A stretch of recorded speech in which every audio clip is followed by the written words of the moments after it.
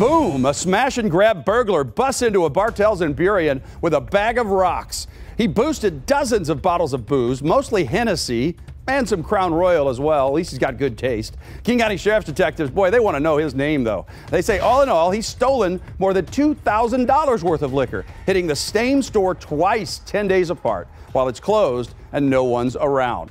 The first burglary on September 20th didn't quite start off like he planned.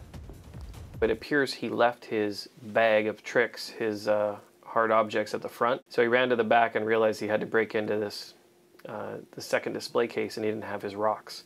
So he had to run all the way back to the front of the store again, all the way back to the back of the store a second time. This time he had his bag of rocks, and he was able to break open the cabinet where this hard alcohol is kept.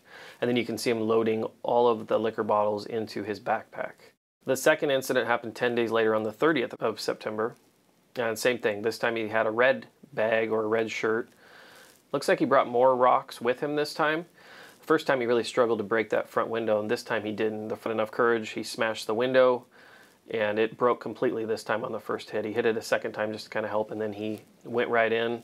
Again, ran to the back of the store, knew exactly what he was looking for, loaded up all the hard alcohol items, and he was in and out within just over a minute this time. We want this guy. We want to get him off the street, and you know, he's already hit twice the same store. So if he's hitting Bartell's and he's hitting the same store twice, there's a good possibility that he's going to hit other stores in the downtown Burien area, that he's already figured out what he's after, and he's going to move to the next store next week and work on doing the same thing.